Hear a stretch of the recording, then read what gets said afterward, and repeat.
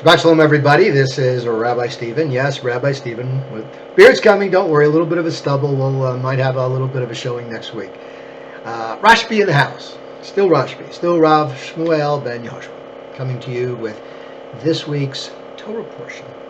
And again, hope you had a great Sukkot. Hope you had a great holiday and you've been sealed in the book of life. I know from our point of view, we put a sukkah in the backyard. We had some wonderful people here on Friday.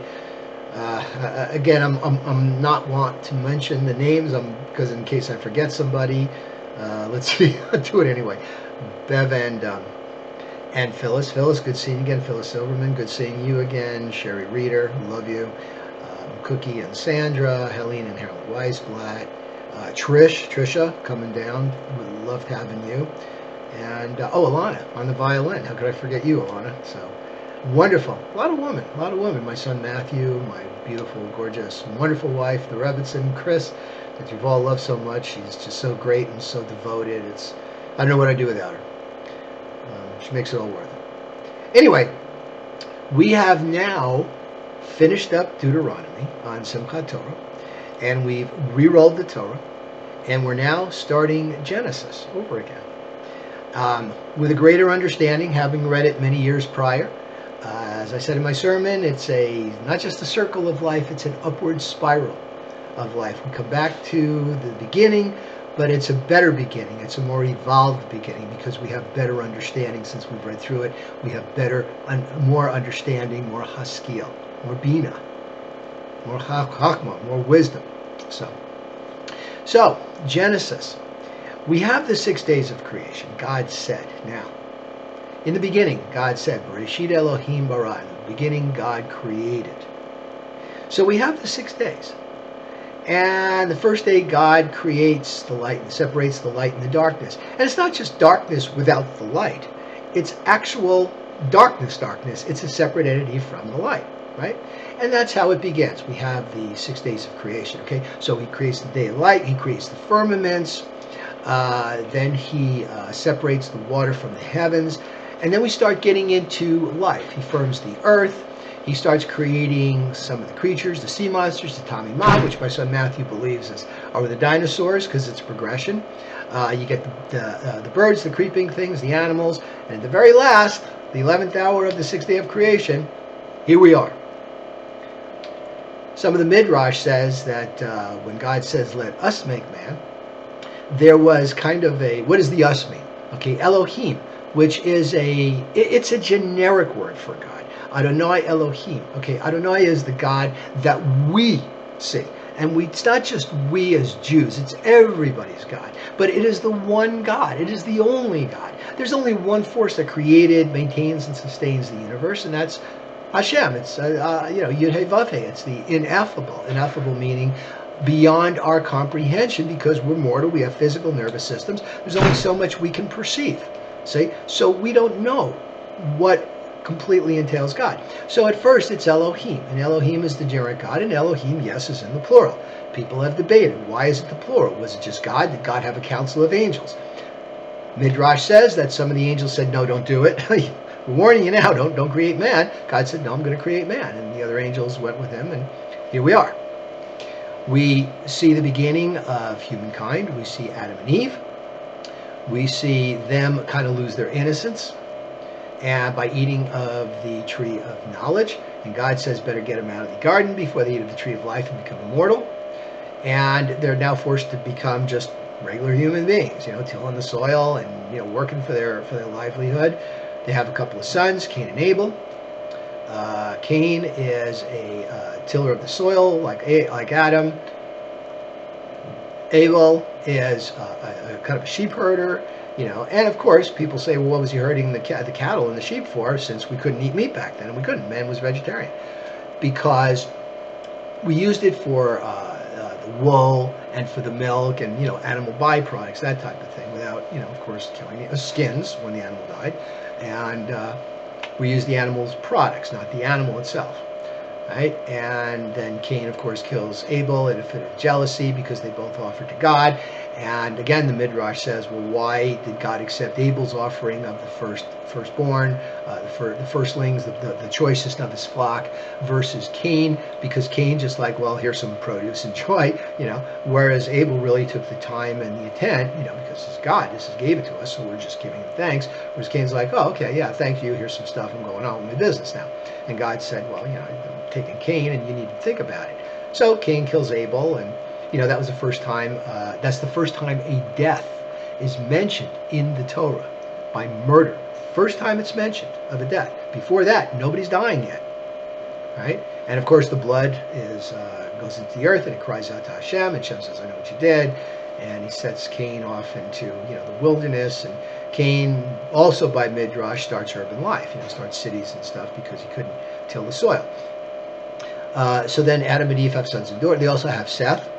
All right, Seth was kind of not a replacement for Abel, but they missed having another son, so they had Seth, and Seth is the forebear, the ancestor of all of us.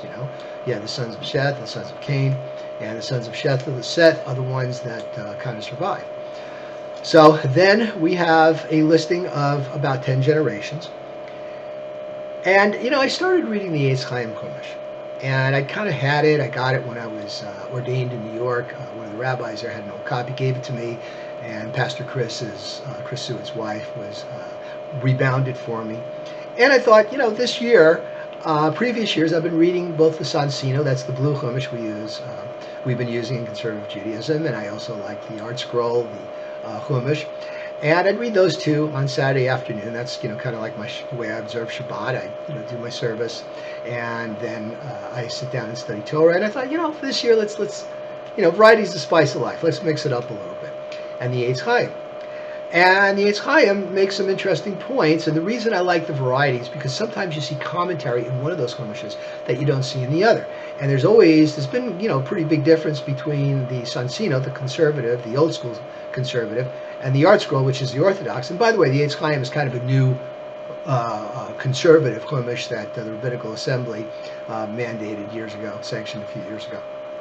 And they say that, in ancient cultures, a lot of times, other cultures would give you 10 generations, in order to just kind of justify and verify, okay? So we have 10 generations from Adam to, you guessed it, Noah. And we're not there at Noah yet. That's the next portion that we'll study. So we do have this lineage. Now, a couple of things. First of all, the Hebrew word ruach. Ruach. Now, again, ancient Hebrew is a conceptual language. It talks in concepts. It doesn't really talk in specifics as much because, you had different societies, different people. You didn't need to have specific things. They could talk in concepts. So the word ruach means a couple of different things.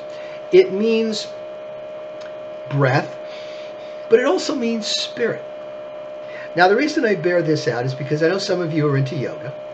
And isn't it interesting that in yoga you have this pranayama, this breathing that they do. And the whole idea of the breathing is to get into the spirit. So isn't it interesting how the two cultures, the Hebrew culture and the Indian culture, the Torah and the Veda, both have the same concept of the breath, between the breath and the spirit. And I find this interesting how in a lot of cases Veda and Torah come together. Like if those of you that do yoga, that do exercise yoga, what is your last pose? It's Shavasana. Asana pose, Shav, corpse or resting or final resting pose. What is our seventh day? Shabbat. Kind of a little bit of a similarity there. So let's briefly talk about the 6 days of creation. And were they days? Were they 24-hour days? Well, there wasn't a sun and a moon. How'd you know it was a day? And why is it that the second day God didn't say and God saw that it was good? He completed the stuff on the second day, the firmaments. On the third day, finished that and went to the other things that he was doing, separating the heaven and the waters. And then he said that was good too. So the second day didn't get any, and God saw it was good. But the third day got 2 to make up for the second. So, as far as the days of creation goes, right? So why did God do that? God could have finished it whenever he wanted, right? He's God, do whatever he wants. So he did this to show the continuity, I believe, the continuity of the fact that you don't just have demarcations. It's all a big process. And how long was the first day, the second day, the third day? Could have been eons, right? I've heard people say that, well, is the universe only 6,000 years old? Well, some people in Kabbalah believe that it's, the universe is pretty young. Other people, scientists, feel no, it's very long. So those days, what does the word yom mean? Again, we're dealing with a conceptual language. Yom doesn't. What does the word day mean? Day can mean the 24-hour cycle. If you're on Mars, it's like, what, 19, 20 hours? Or it can mean the light part of the day, the 12 hours or so of light, versus the 12 hours of darkness, which is dark, day and night. See? So maybe day means just a period, a very, a basic period of time. So there it is. So we also, the Levites in the ancient temple, they had a psalm for each day of the week that corresponded to that day of creation. And that was for two things. Number one, to honor the day of creation. Remember, it's God that did it. Second thing is, they didn't have any internet or luach back then. They had to keep track of the days. It's kind of one of the ways they did it. Okay, so we'll be doing services again. Our game plan is to do one every couple of weeks.